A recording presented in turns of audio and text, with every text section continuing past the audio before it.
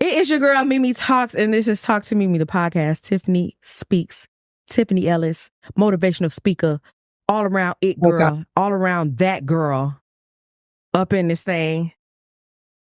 I'm happy to be here. I wouldn't I wouldn't describe myself as all those things, although you're not telling a lie. Okay. But thank you for having me. Because I will. If you want, I will. I'm still girl. Still practicing that humility thing, so. Right. Same. Because I'm like, oh, I ain't know, but yeah, go ahead and keep saying it. I won't say it, but you can. Exactly. I love it here. How you been, friend? Yeah. Life is good. No complaints. I'm very happy to be on the podcast. Happy to see you in your element. I always tell you every time you are doing your thing that it makes me feel proud and just feel happy to know that you have so much talent and you're walking in your purpose. So, yeah. My goodness.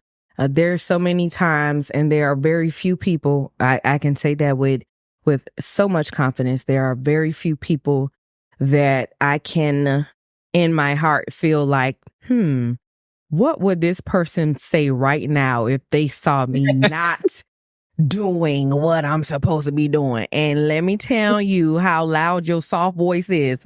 Where's Mimi? Cause where's Mimi? Okay, where the hell is Mimi then? Hell, let me get to work. I appreciate my friends. Look, I for some reason I feel like I just be pushing people to live life like out loud. And my friends, as much as they love it, when I go to get on them, they be like, let me get your call back in a little bit, and then I'll hear from. But it's like we're here for a purpose, and so we got to make sure that we're doing what we're supposed to be doing, so that we bless the world with the gift that we've been given. So I'm just going to always tell you that every time I see you, because I think you're so talented. I really appreciate that. It's the irony of me being that to so many people, and so that is why it is so greatly appreciated when it's being poured back into me, right? And so that's what that is. I love that, and I love you, friend.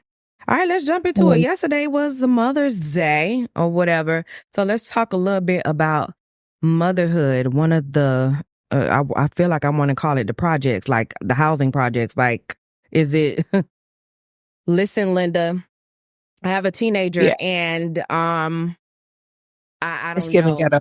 It's very, very, very ghetto, like very ghetto. I want to say he asked me the other day because I only have one son. And he asked me maybe 2 weeks ago and he was like, Ma, you having more kids? I think it's time for you to pack it up. Like you 40, like don't do it. Like I think it's time for you to pack it up. I said, Prince, I feel like I'm pretty done. If I have to experience this part right here, he was like, oh, you trying to say I'm the reason?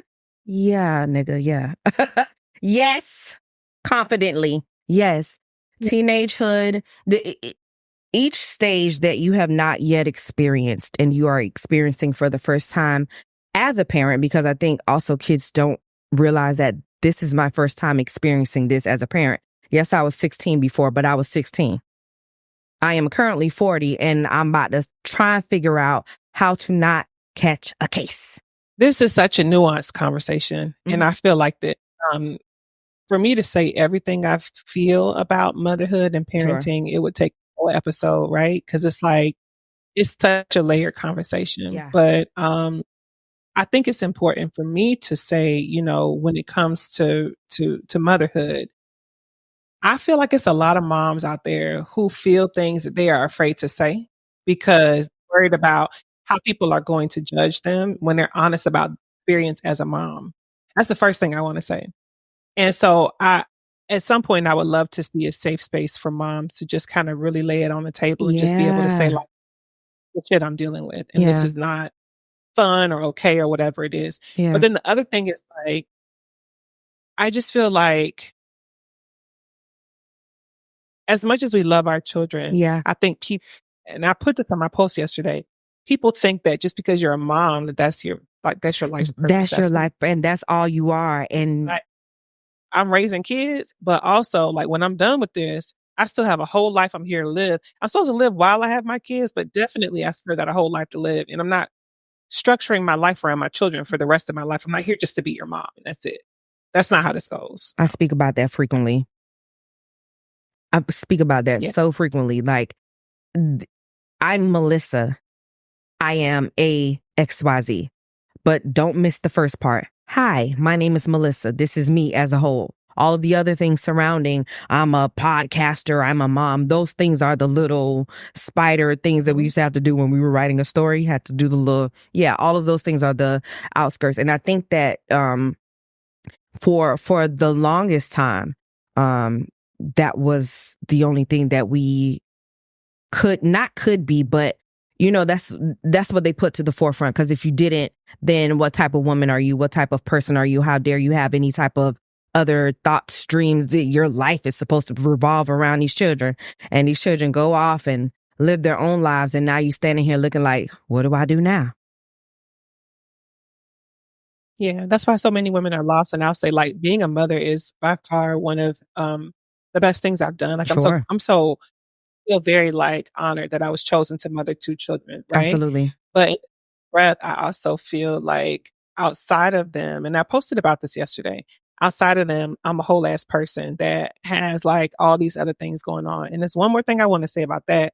Like, the post I put up yesterday, I was so shocked because I don't talk a lot about the stress in the Sure. relationship with my daughter, but me sharing just the little 2 lines I shared, I had so many people DM me like, thank you for saying that because I've been feeling this, but I didn't know how to say it and I didn't know. And it's like, I think it's okay if you raise children that, y'all just don't see eye to eye on stuff. Like, it's man.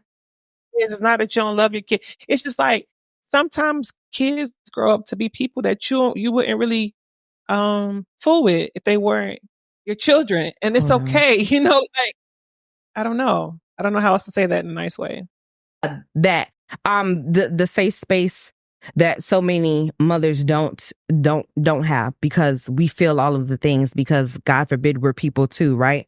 That think and walk and feel. But generally it's not a safe space for us because the famous saying, well, what you had them for? Sweetie, but that, it can be so many different divisions of conversation that we could have. And now he talking about, never mind, I'm finna throw my phone away. That's it. I don't want to talk about motherhood no more, because if I feel like the longer I talk about it, the more he gonna text me. Get me out of here. I'm off. I'm off. Because please. Okay, we're done. We're done. So it's good to see it's not only my son, because my son do the same thing. So it's good to see somebody. And it's like, why do I talk? What do we rehearse? Why do we rehearse? Like, why did I say this? Like, but anyway. So I saw this conversation on was I on TikTok? I was on TikTok. I saw a conversation, and then I had a conversation with one of my cousins, and she was telling me about a close friend of hers, and she was like, the friend went out and it was like a date, but she was like, oh, he's so boring. We didn't do anything. Like, he was boring, whatever. So the conversation was, the bad bitches are boring. And so it got me to thinking, first of all, I said, what is a bad bitch? What you mean?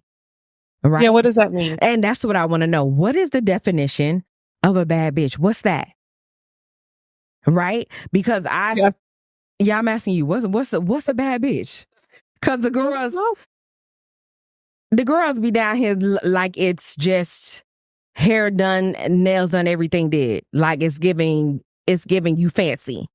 That is what I feel like they're categorizing that as, because it's the initial attraction of the girls, is what my baby father call them, which is hilarious. He called them the girls, and that is so funny to me. But yeah. So context. I think that this is a, how do I touch conversation? Yeah. I think where you live makes a difference in this conversation.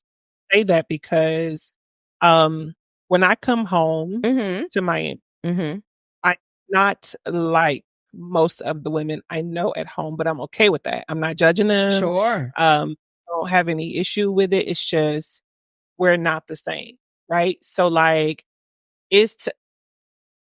what it's become is every designer, any and everything. It's become surgical, this, that. It's become hair, nails, makeup. It's become like a micro version of celebrity social media, Whoa. but with regular people. You know what I'm saying? And it's like it's confusing.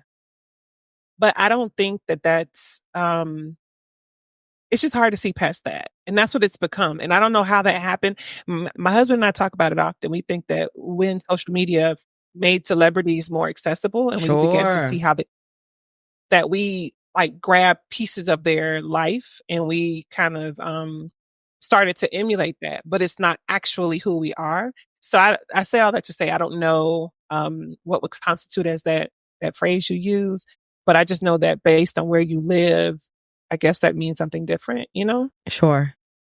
I mean, Yeah. I feel like that's what it means. And just according to some of the conversations had online, had with some of the homeboys when you talk to them, a lot of them refer to them as that, like the girls that are BBL down from head to toe. And I mean from head to toe. And, you know, the makeup, the designer, XYZ. And then they go to that second layer and they say things like, this girl actually has no substance. Like, she's not fun to be around. She actually has no conversation, no XYZ. So I'm like, but why does that? So I guess where I get confused though, it's hard for me to contextualize this because in my mind, I'm saying if you are on a date with someone because you enjoy how they look aesthetically, then it just sounds like, does the person have the wrong expectation? I you get what I'm saying? Absolutely. Because you didn't go look for the person that you felt was really smart or you thought was very charismatic. You went looking for the person that was done up. So yeah. So what did you expect? Absolutely. I don't think that you could. I don't think it's like if you have that, then you don't have this. But if you went after a person but they were attractive, then you're on a date because you thought they were attractive. I don't understand what else we're doing. Like, I don't be knowing. Those are the same questions and non-answers that I receive on the back end as well. I have those questions. Okay, so when this happened, what all were you expecting? Because I need to know what the expectation was. And I don't know, like, you know, like what you thought she was gonna rap, like tap dance. I don't know. Like, what did you expect? What did you think for? But also, like, these guys are, from what I understand, Lauren too. Yeah, so it's like that's the other part. Like, what dating is, I can't talk about dating. Hello? I don't know what that's like. Hello? I can't talk about dating because I don't know what that's like either. Yeah, I don't know what it's like. I haven't done it in so long, but I hear stories about it. And it sounds like it could be a lot. I don't know. It's terrible news out here, Tiffany. It's terrible news. Run, duck, and hide. It's terrible news. Look, when it comes to certain topics, I ain't qualified to speak on them, so I can just kind of tell you how my brain is processing it, but I don't know what I think about it. Yeah, it's absolute terrible news out here. It's bad for business, and yeah, just run for cover. Hell, or be a nun. I don't know. Because I don't know what is there to do. What else? Not that. I mean, there's so many other things, but not that. So while we're talking about dating, I sent you that clip that I saw, and it's the irony that I had just had that conversation probably 2 days prior. The dangers of potential, the dangers of being with someone based on potential.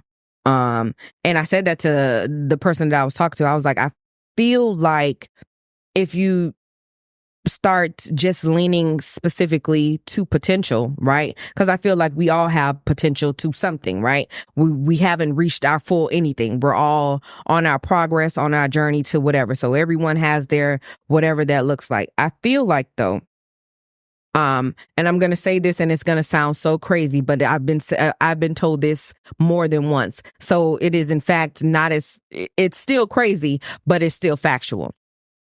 You'll be bad if you lost 50 pounds.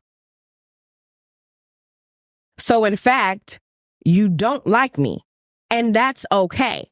You're looking at me and in the sense of potential, like potentially you'll look so much better. Listen, I look so much better right now. You don't like me, and just say that. Just say you don't. Because this is who I am right now.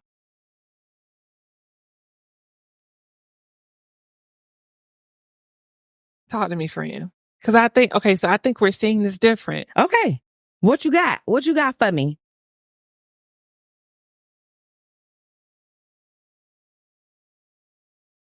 Let me process this, because that one caught me off guard. So I can understand what you're saying. Mm-hmm. I think the conversation about potential. Okay, the clip you sent me was with conversations, the folks having the conversation. What I like about that platform is that they have an open forum to have conversations that they feel are. What I don't like about that platform is that everyone on the stage sits and gives this blanketed advice that they feel applies to everyone. And it's not simple. Like, dating is not simple. No relationship is simple. And so, yeah. And so I feel like when they sit on stage and they say stuff to the person who's looking for guidance, they take this and they think it's like the gospel. And that's why you have folks who just are not prepared to be in happy relationships. And so I don't know if it was you I had this conversation with a while ago. Maybe it was Lo, but I was talking to someone and I was saying, when my husband and I started dating, I remember that it was around the time when I was going through a divorce with my ex-husband. And I had so much going on in my personal life, like prior to our relationship, where I'm living in somebody's apartment, I'm renting a room, and it's me and my 2 kids. Just things were all out everywhere, you know what I'm saying? And when he started dating me, he started dating my potential, right? And so that's important, because over the course of our relationship, naturally, I started to grow and things started to happen, and I started to kind of walk into who I am. But he could have been like, nah, she got 2 kids, she live in an apartment, she did, she that. And he could have been like, no, because potential. But here we are 15 years later, married 10 years, and things are good. And so that's why I say having the conversation around potential is difficult for me, because I don't think that it is scratch the deal. I think that you have to really ask yourself, are you dating somebody who has the resilience and the willpower to action the potential? That's the problem. I think it is. Perhaps if you're looking at the potential, you're looking at the action behind the potential. And I feel like some people they're missing that mark, because perhaps the person that does have the potential, there's, like I said, so many of us have the potential. The graveyards are full of people that had potential to do a lot of things, but they didn't act on that potential. Now, if you're looking at the person that is actually saying they're doing this and they want to do this, and they're acting and actively seeking out all of these avenues that they want to attack, that's something different. Now we're talking about something else. Now we're talking about the person that is willing and able to tap into said potential. I think that the potential people are referring to is what I mentioned. You would be good if XYZ. What if I'm okay with this size? I'm not. I can say that for me personally, but what if I was okay with that? What qualifies you to say that this is my potential to be this person? I'm already this person. You know what I mean? And so I think that's where it kind of starts being weird to me, because I initially, again, I feel like you don't like me. You like me if, and it's with an contingency. It's with the comma. It's with the, if this was this, then we could be this. And that's thinking when that shit start getting weird. Yeah. I had to think through, because I was like, when you first said it, I don't know if I felt like that was a conversation around potential. But the more you spoke, I do see what you're saying, in that the person who was talking to you was saying that you have the potential to look a certain way that would make them attractive to you. I get what you're saying in that respect. I feel like, yes, you're right. That means that they don't appreciate how you are and who you are currently. And they're not interested in getting to know the other parts if they're talking to you about what you need to become for you to be whatever it is. So I understand what you're saying. I think the big thing conversation around potential is that, you know, people have to have the desire to want to do.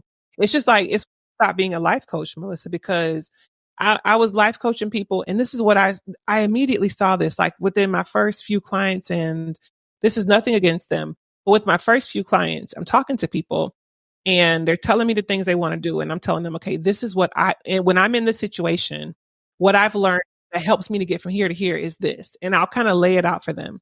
And what I saw is people want you to do it for them. Do it themselves. And when I saw that, I was like, I'm pulling me. I can't pull me and pull you and pull you. And I'm not going to stop. I immediately stop. But people see the results I am able to acquire. And they feel like, oh, if she can do it for herself, she can do it for you. I can do it because I do it. You got to do it. Essentially, the talent is not going to be enough. You got to have the willpower to be successful. Absolutely. Absolutely. And that too is what, that too applies to boundaries. People say things like that to me all the time. Oh, even my mom says stuff to me like that. Oh, that person wouldn't do that to you. Of course they wouldn't, because I won't allow it. I don't allow you to treat me how you want to treat me. You can do what you want to do, but when it's me, it's a no. And people, oh, I'm not that strong. Hey, well, you know, if that's what you're calling strength, I just call it, this is what this is. I put in the work. And I will tell you no as many times as you need to hear it. Because I've also had people say, well, I've already had that conversation. I will have that conversation as many times as it needs to be said. When it comes to me, I'm going to step by me every time. Every single time. There's not going to be a time where I'm not going to stand up for me, because the little girl Melissa wasn't stood up for, right? And so adult Melissa can. And so I'm going to do that every time. And so, yeah, if you're not going to do the work, then, you know, you're going to still be sitting there with potential. All right. God bless. Sitting there with your potential ass.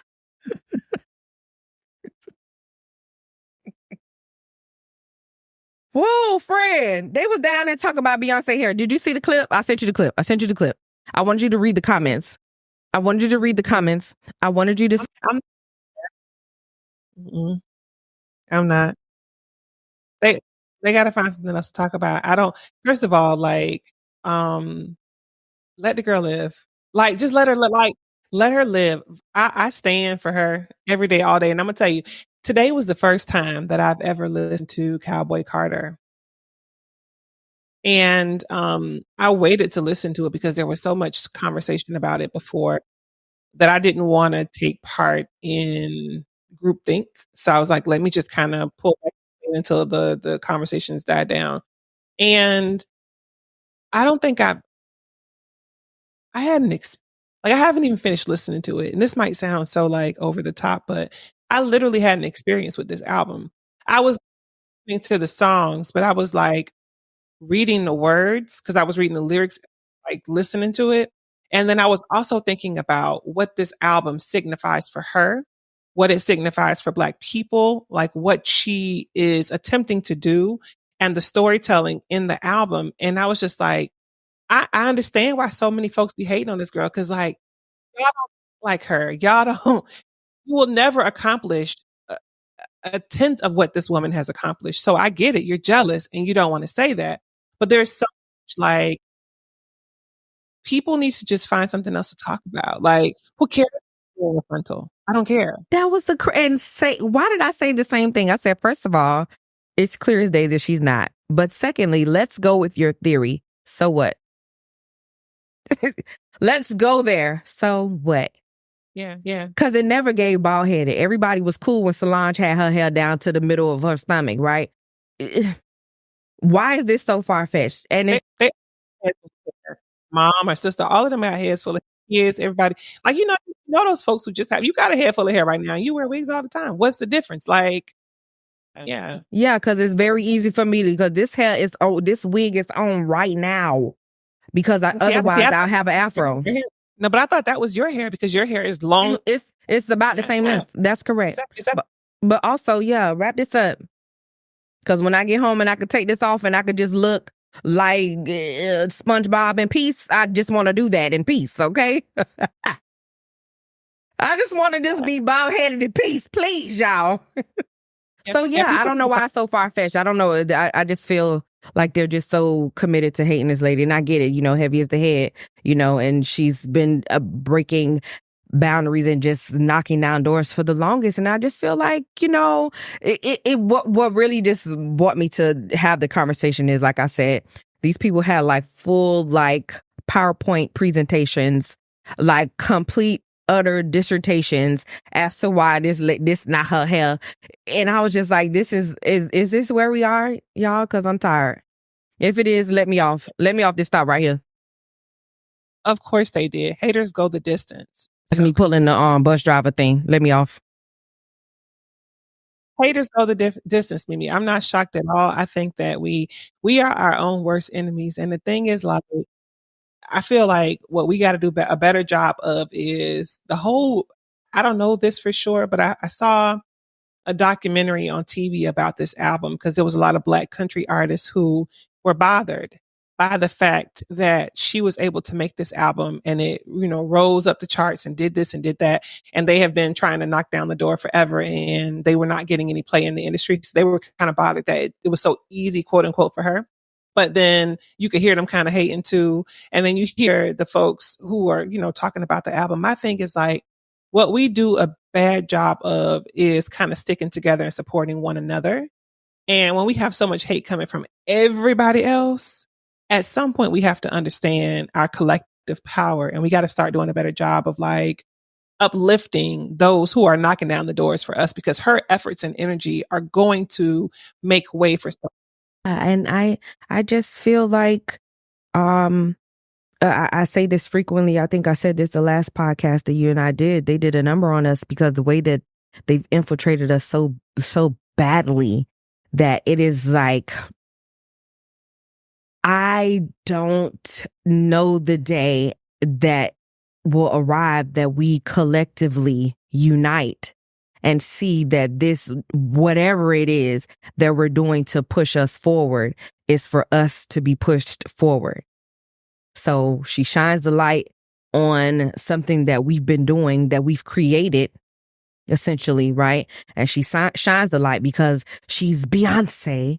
So now I can shine the light and I can pass the torch for the people that have been doing it for so long. So now your window is open and the only thing for you to do, because I passed you the baton, the only thing for you to do is run forward, but you looking back. You about to trip because you going this way. So I don't know the day that we collectively understand that united, this will be what this is. I'm not sure I'll live to see that day. I want to see more. Man, I want to see more of us like be willing to kind of do the hard work of sticking together and be less impressionable because it's like all it takes is one person. And you see it on social media. Like when you talk about the comments, all it takes is one person to say something and everybody starts going and it's like, y'all really miserable for real. And that's why y'all feel so comfortable having this conversation online. They really be on there set it off, Jada Pinkett, like set it off. Like it's real bad. And I hate that for y'all. I really hate it for everybody. Now we funny. I ain't lie. I be reading the comments because like I could take a joke, but at the same breath, it's like some of the stuff be like, okay, you just hating now. Like this is sad. And so it's like a slippery slope. Yeah. I got one more thing. And two, of course, this is always a social media driven because that is our era. So this girl, this creator, she was like, if you're the friend that can't go out and hang out with your friends and not be on the phone with your guy friend or texting the whole time we're there, I don't want you to come with me. I don't want you to be here. And I was like, oh, I know a few of those. I don't. Do you? I do. And it's disgusting. Please don't go with me anywhere ever again. Please leave me alone. Also, I will jump out of this moving car. Let me out right now. This whole FaceTime, I'm in the car now. Please. Please let me out because I think that is like so. And it's like blink twice if you need help is where I feel you are. Blink twice if you need help. Start blinking now. I think it's so a text, hey, because one, if this is your person, you already know I'm going. Right? Because we've had this conversation. We've XYZ. the check-in perhaps if you're there or whatever, or I'm on my way home. But that whole sitting on the phone the entire time is so... One creator, because a lot of people stitch, the other creator said, I feel like that's a form of abuse. And I was like, I see your points. I'm not abuse. Wait, the friend who's doing it is abusing the other friends, or you talk like what did they mean? The person that's on the phone, they're like they're in an abusive relationship. If you feel like you have to constantly be on the phone in communication, texting XYZ, whatever. And I was like, I mean, I don't know if I don't have enough facts to say yay or nay, but I see what you did there. I see where you're going with your thought process there. I don't think it's abuse. I think that they're codependent. I think it's an unhealthy relationship. So I've recently had some experience with that, where someone I know is in that kind of relationship where they can't do anything without the other person. And when I mentioned it, they were just kind of like, this is our relationship and it works for us. I get it. That's unhealthy. You talked about boundaries earlier, and we all need boundaries. And it's insulting to the people that you're spending time with for you to be constantly doing something else. So if you're going to just be on the phone with that person that you're talking to, just stay home. Because you don't want to you're going to make everybody else uncomfortable. So just stay home, and then you ain't got to worry about it. Yeah, I don't know.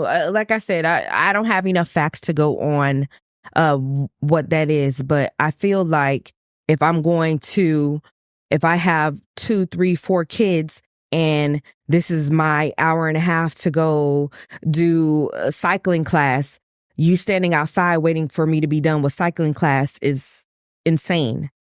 Right. And I feel like we're past the codependency part. We're at the part of like, that's why I'm like, I saw where this person was going with that. Like, I feel like it's a step above that.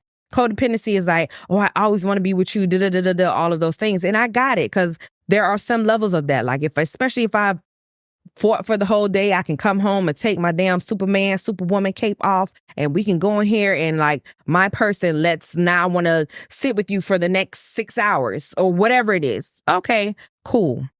You trying to look me in my face and tell me you can't go down to the local Jamba Juice for 5 seconds without it being like, hello, you there? Hello. That blink twice if you need help.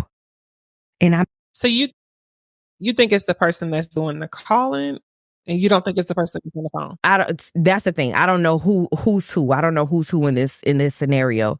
I just think that it's just I'm with the person that's on the receiving end, right? Because this is the person that we've decided, hey, let's go to brunch. Let's have a girls' day. Let's go to brunch.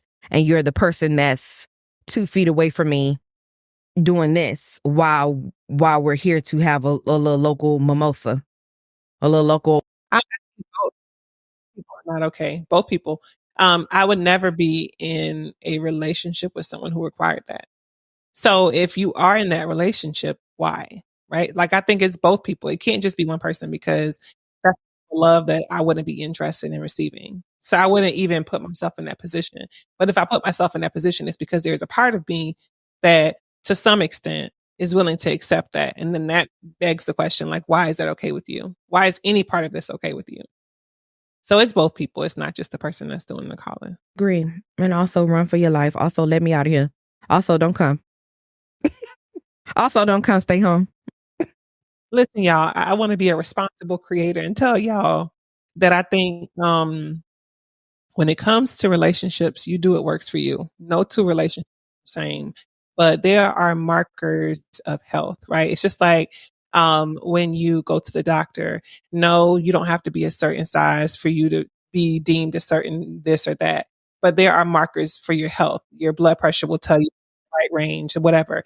I think when you're in a relationship, it's the same thing. And so there are a lot of unqualified people giving a lot of relationship advice with these mics in front of them. We're not those people. But I'm gonna tell you that you gotta do your personal work so that you kind of know what you do and don't need. And then that way, when you start dating someone, you can tell if that person is what you need for you to accomplish whatever it is you're trying to accomplish through a relationship. Absolutely. And one more time for the people in the back, we are not those people. One more time for the people, we not. I promise you, do whatever works. Also, I'm finna jump out the car. Don't play with me. But I think we need a girlfriend code, Mimi. Like, I think some of the things you've named on this call, on this episode today, it's like there's a girlfriend code that is missing that I feel needs to exist. Cause it's like, what happened to the days where you could just, get cute, go out with your girls, y'all have a good time, you respect the boundaries of your relationship, you check in with your boo, whatever. That's a girlfriend code, right? Like, why you just kind of being here? That's weird. Yeah, I thought so. I think so. I don't want to say in past tense. I still think so. Because there are quite a few of my homegirls. Whenever I'm in the A, like if we out, we out. There have been times we've been out and PJ went on home, XYZ, and we're just here to have a good time. Are we not? And that's that. I don't know. I don't know what happened to it. I'll chalk it up to maybe hell. I don't know. I don't know what I'm talking about. I'm just here. But my dysfunctional ass, look, when I first started dating him, he wasn't calling. I'm like, oh, you don't care about me? You're not worried? You don't call the nigga was like, leave me alone, girl. You all right? Like, I was in those kind of relationships before, so I'm saying, and it was unhealthy. The person used to call me and they used to like argue with me while I was gone to start something, you know what I'm saying, to make me unhappy because they mad that I'm gone. And so I remember that felt like, and not having to deal with that, I was like, but you don't love me, but no, you're not abusing me. So yeah, and I'm not in a place where I want to be abused anymore. So, like it's both of us that weren't healthy before. That's what I'm saying. Yeah. And to that point also, yeah, like I said, the other creator, I don't have enough evidence, please, but I feel like I saw what you did there, sissy. You might want to do your little thesis on that right quick, because I don't know, it's something a little off up in there. You said you wasn't well versed on this, but I feel like just throw a name out in the air. Who won, Drake or Kendrick? So be honest, I didn't hear any of Drake's songs. They not I like only us. heard they not like us. I heard the ones I heard one of the ones from, okay, back up. So my knowledge of the rap beefs and the R&B beefs started with Chris Brown that one day, where like whoa, Breezy, like I don't know how this whole thing started with him and the guy from Migos, but baby, Chris Brown, I was like, who is this person? That is like, correct. He did. When he said everybody wished that it was you that died, I was like, dog, you crossed. So that was the first, like, kind of like, okay, shit's getting weird out here, right? And then I heard the Kendrick Lamar thing. And when he said, we don't like when you say nigga, I was like, no, now that I think about it. Let me stop. Because, my brother likes to feel the same way about my brother. So y'all need to calm down with that. But what was funny, was, I saw what was funny to me was after Kendrick made the song and it was like, I hate the way you talk, I hate the way you whatever. Then Drake posted the little video of like that shit was funny to me. Funny. So the thing is, like, I'm a fan of both, and Drake is funny. It's a lot of people, unfortunately, that don't get his humor, but he is hilarious. Funny. He's hilarious. When I saw it, she was like, I hate the way you are. I'm like, so you're really saying that this is an admirer? And I thought it was funny.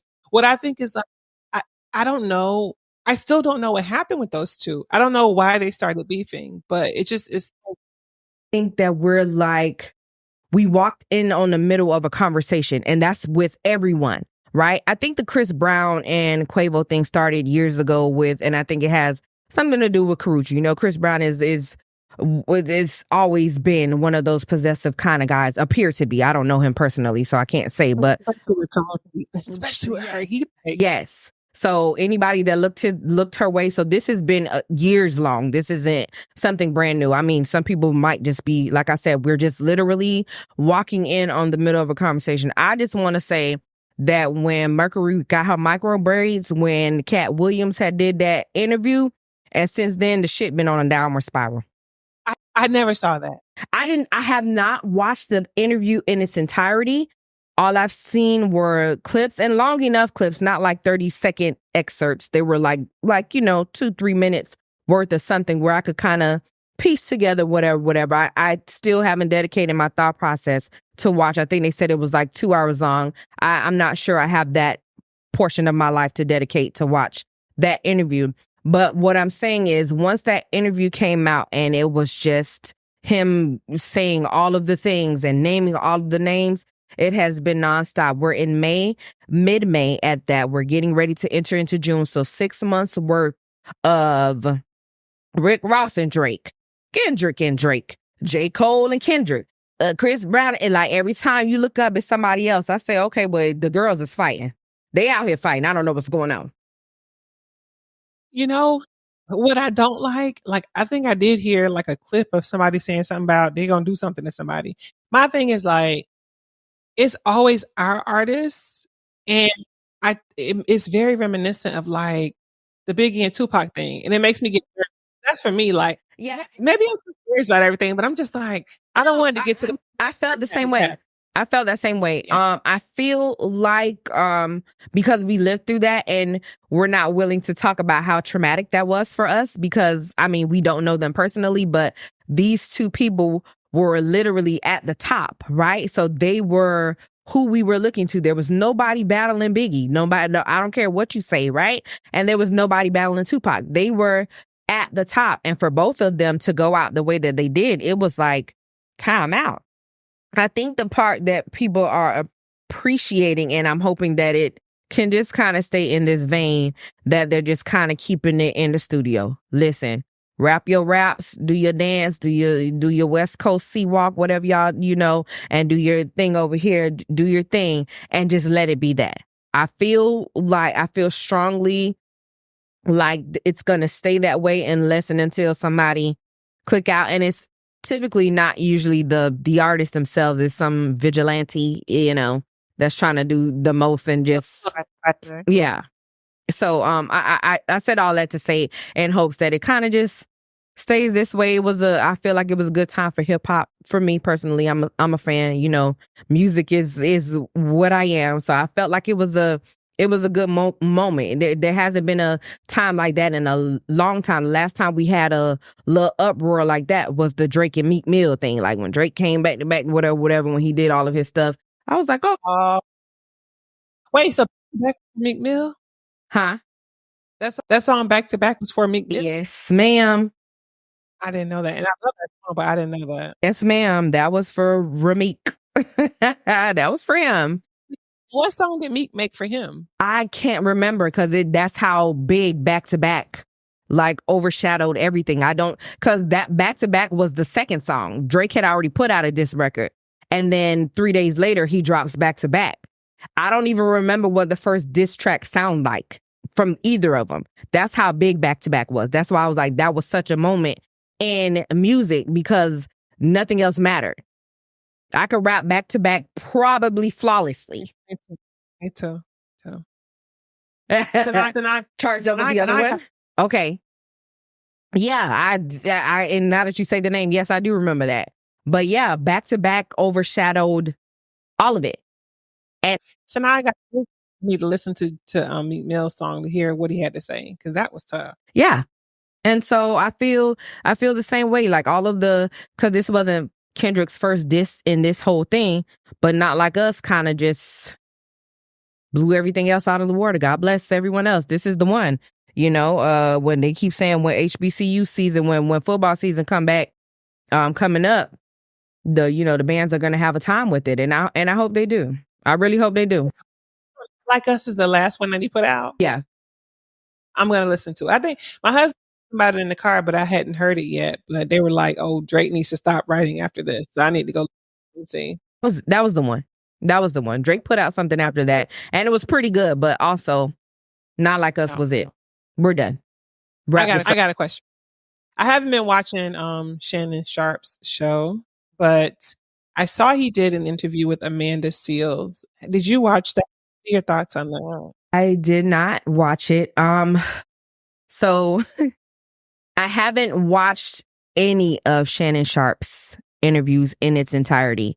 And being honest, I'm so journalistic, and it kind of starts rubbing me the wrongest way when it's like uninformative. Even if you don't have all of the information, obviously the purpose of this is to have banter, so we can go back and forth. I can give you my thoughts on something, you give me your thoughts, and we can move on. I think that a lot of his stuff is kind of uninformed, and I know this is kind of new territory for him, right? He's football through and through. He's sports through and through, right? And so this is a new avenue. Based on some of the clips that I saw with Amanda, I think I don't feel like that should have been the interview that she did.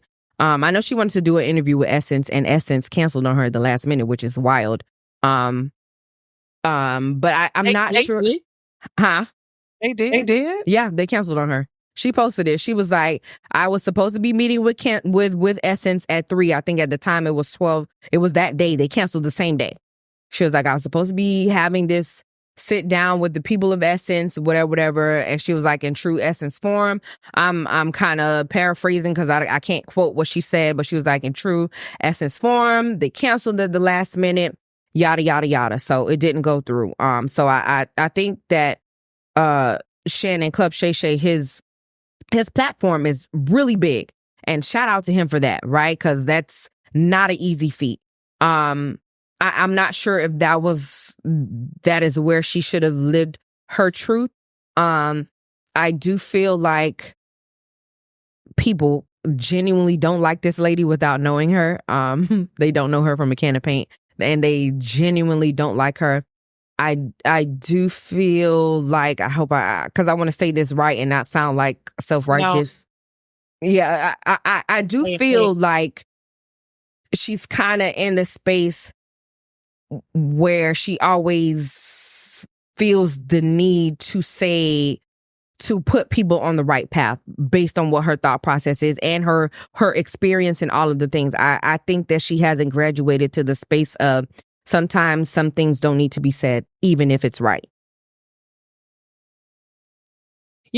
So this is such a, and I try not to bring heavy topics too. When I was looking at her interview, I was like, it's very reminiscent of like Monique's interviews as well. And I feel like there are some similarities in like how both of them are moving. And I think it's so much truth to what's being said, but also it's like, I think effective communication is like to you, what you just said, knowing when you should even spend the energy explaining things, when you should allow folks to think, when you can respectfully disagree, when to bow out, when to give more. I think that that's the part that I think people are missing. And it's one of those things where it's like, I'm going to speak the truth and you're going to take the truth. And it's like, you can. I don't know if it's going to be. Don't know, because thus far it's been you've been wobbly, right? And so you're gonna find your community, you're gonna find your tribe, because there are gonna be people that are going to agree with how you moved, such as Monique. People are still gonna come and see her shows. They're gonna because they're gonna move with how you're moving. I just personally feel, like you said, effective communication, and that is a hard lesson that I've had to learn and am still learning. Just because I'm right about something, so now that you're right, now what? And emotional intelligence, right? I think that this is really a situation where like emotional intelligence and yeah. I was just curious because I'm like, I actually, that's the one interview I listened to, but it was I listened to like the first part and it was 2 parts. And I was like, this is these interviews are too long, but the first part was informative. I was curious of your thoughts on it because it was interesting. That's my takeaway. I feel like even in you being right, it's so what, right? Essentially, like, I know that sounds like the cutoff, but you're right. So what? Because that's generally how people kind of connect. So now that you said you're right, now what's next? So it's all in how you communicate, what you're communicating, in what manner you're communicating. Why do I want to communicate with you continuously? I don't, because I don't like the delivery. I don't like the whatever, all of the things. So now we're here, and now we're in a space where it's like, oh my God, nobody likes me. And, I don't know. That. I understand. That part right there. You know what I'm saying? What I'm saying. You got any final words, any blessing words, any blessed assurances for the folks? Let me tell you how I almost forgot that you were life coaching at a point, and that you said that. Perfect sense. Makes perfect sense. It makes perfect sense that the people that you said, you know what, God bless y'all. No, because yes, people will still not participate in doing the work for their very own selves. The hardest thing to get anybody to do is the work. You know, when I used to manage large teams, we used to have conversations all the time about will versus skill, right? And it was like, sometimes there are people who want to do the job, they just don't know how, and they need you to help them learn. And I think life coaching is for the people who want to do the work and just don't know how, right? But then there's a will issue where it's like people just know to do it, and they have the skill, but they just ain't trying to do it. And I used to manage folks who were very talented but lazy. And then they would get mad when you held them accountable, but it's like, but you're not really trying to do the work for real. So what are we doing here? And I feel like a lot of the times with a lot of things now, it's gotten to the point where everybody feels like, just do it for me and I'll show up and I'll pay you, but just do it for me. And you can't skip the process. There are things that we get from the process that are necessary for our success. So you can't skip, and you got to learn how to go through the process. And that's why most folks will not be successful, because they don't want to go through the process. They want to skip everything and just get to the end. So. And just show up. That's how these kids is. I don't want to bring it back to motherhood. That's how these kids is. I said, boy, you just going to wake up with your wonderful self and be a millionaire? Show me your ways. Tell me how. Yeah. Yeah. And I hate to sound negative when I say most people, but it's getting to the point where everyone's just kind of like, they want to skip everything. Even if you look at like the weight loss stuff and the pills and all the things, it's like everybody wants to just skip the process. And so, yes, you can take whatever the different pills are now, you can lose the weight. But then if you haven't gone through the process of learning how to eat and how to take care of your body and how to sleep and how to exercise, what happens then? You know? So it's, yeah. Yeah. That part right there. Tiffany speaks, ladies and gentlemen. It's giving very much motivational speaker. You know what I'm saying when I'm saying what I'm saying.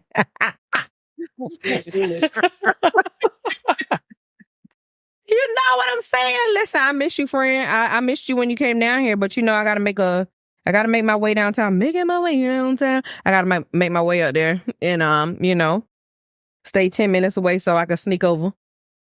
I'm gonna be down there to hang out. Look, I'm trying to do a better job of me and my family got together for my brother's birthday, and I'm trying to do a better job of when I'm present, being present, like you said, and not just kind of doing all the things. So all of us got together, and we got to do that more often. Like as I get older, things that matter to me are like just real quality time with people. It's and I wish that on all of my friends. I wish that on all of my family members, because not everyone is there, but that's what I wish, because that's the only thing that matters. Not the only, but that's one of the things that matters the most to me. Time. Like, you realize that time is fleeting. So yeah, the time that I get to spend with you and be present and laugh and do the Running Man or whatever it is we finna do down to the front of the living room like we used to do when we were 7. Let's do it. Let's do it. I'm all for that. So yeah, tell me when to pull up. Let me know if Ed making whatever he makes, I'm eating it. Whatever he making, I'm finna eat it. The way I just laugh, I want to see him this weekend. He where my husband's competing again for the first time in years, and so how exciting is that to watch the process of him getting back into competition mode? I've been seeing the posts here and there. I'm like, okay, proud wife, period. But how exciting is that to watch him get back into competition mode and hop to the business? Look, he's the strongest man I know, and I mean that mentally, emotionally, figuratively, like all the things. He's just the strongest man I know. And so seeing him, first of all, seeing him keep his eye locked in on his passion, because, we moved around so much and life has been very challenging with work and just all the things. And he's been passionate about powerlifting for years, but it's been almost 6 years, I think, since he's competed. And so for him to just say, you know what, I'm going to register and I'm going to do it. And like literally lock in and start going to the gym 3 hours a day and start eating different and dropping weight. And just like watching them do this, I'm like, this is the man I married. Like, how blessed am I? Like, just to see that whole process. And I'm excited to watch him compete because he's so good at it, but also he's so passionate. And just very proud to be his wife. So yeah, I can't wait to see him lift this weekend. I mean, PJ locked in for real, you know what I'm saying? So, you know, I will be cheering from here, you know, cheering really loud. Shout out to PJ. He's going to bring it home. I know he is. I'm so excited. Yeah. So Ed is going too. Yeah, because he's never seen him compete before. Like, he always sees the pictures or the videos, but like my dad and my stepmom, and we have some folks coming there as well. So I'm very excited about it. Yeah. Exciting. Well, shout out to him. We are rooting for him real big. So yeah, I'll be there. I'm trying to decide if I'm bringing my son or not. Either way. Thing is, he is like literally the polar opposite. And it has a lot to do with just how we had to maneuver, right? And a typical mom trying to, you know, save the day for their son, right? It has a lot to do with just because I had my eyes on this. Like I wasn't missing a beat. It had a lot to do with how we had to maneuver, what we had to endure to get to where we are, right? And I think that, and I know you have to be a willing participant. But I think that a lot of therapy and thought processes and talk through so we can get to the root of what that is, because there is, but there isn't, right? Because he is super happy-go-lucky, super jokey, never serious, kind of person. But you know, sometimes just like with anything else, you just making some piss poor ass decisions. So you ain't mad with me. Yeah, like I said all the time, I was like, oh, that face don't bother me because you're not mad with me. I ain't did nothing to you. So it can't be me. It cannot be me. Yeah. So, you know, that's that little inner turmoil that we need to get to the root of and figure out whatever. But yeah, nah, he be down for a lot of stuff. Yeah, he's sweet. He just to himself, but he's super sweet. When you start getting to talk, he's wonderful. It's just, they won't be saying too much at first. But he, you know, because he was like, oh, Ma, you saw, like, he was talking to me while we were at the toy drive. Ma, you saw so and so and so. I saw, did you see? Did you speak up? I saw him. So, get on my nerves. So anyways, friend, that is it. And that is all. I love you so bad. And I appreciate you for always pushing me, and for 19 missed calls is crazy. This is unbelievable. I'm sorry. I just looked down at my phone. That's crazy. I appreciate you real bad. And again, tell PJ we are rooting for him the long way. And I'll see you tonight on live. I know when I air this, it's gonna be another time, but yeah, that. Yeah, I'm excited. I haven't spoken to Nick since high school. This is gonna be a time. Crazy shit though. Like, Lord. It's gonna be a time. So yes, you are going to face palm a couple of times because that's all I can do. Nick is something else. I said, boy, your mama had a time with you, didn't she? And he like, oh yeah. Right? He's just like my brother. Yeah. Anything. But he's also extremely, just like Kedrick, extremely insightful. And you know, still a wealth of knowledge, but also you still gonna shake your head because why would you say that? Y'all forgive me ahead of time for being a part of this conversation. See you tonight. See you. All right, friend. Peace. Bye.